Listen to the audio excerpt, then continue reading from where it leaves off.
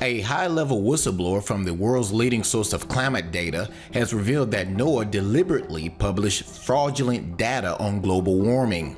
America's National Oceanic and Atmospheric Administration, or better known as NOAA, deliberately sexed up a report that exaggerated the effects of man-made global warming in order to influence the 2015 Paris Agreement on climate change. Now, the Daily Mail reports claim that the pause or slowdown in global warming in the period since 1998, revealed by UN scientists in 2013, never existed.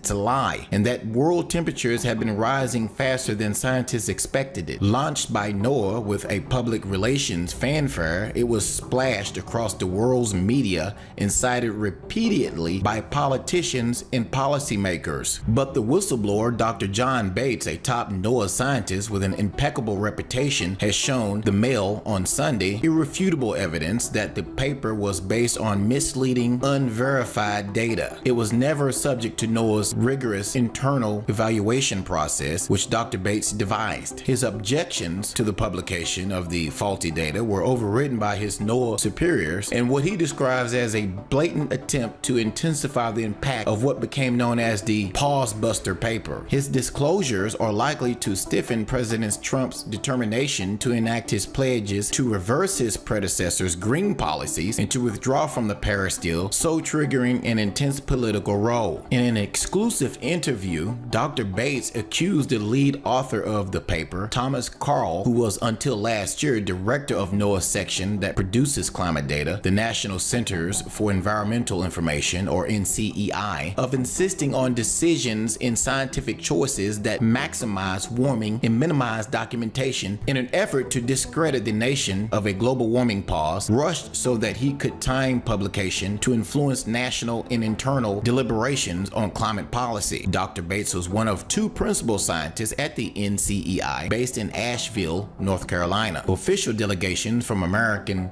Britain, and EU were strongly influenced by the flawed NOAA study as they hammered out the Paris Agreement and committed advanced nations to sweeping reductions in their use of fossil fuels to spend $80 billion every year on a new climate-related aid projects. The scandal has disturbing echoes of the ClimateGate affair, which broke shortly before the UN Climate Summit in 2009, when the leak of thousands of emails between climate scientists suggested they had manipulated and hidden data. Some were British experts at the influential climate research unit at the University of East Anglia. NOAA's 2015 Pause Buster paper was based on two new temperature sets of data, one containing measurements of temperatures at the planet's surface on land and others at the surface of the seas. Both databases were flawed. This newspaper has learned that NOAA has now decided that the C dataset will have to be replaced and substantially revised just 18 months after it was issued because it has used unreliable methods which overstated the speed of warming. The revised data will show both lower temperatures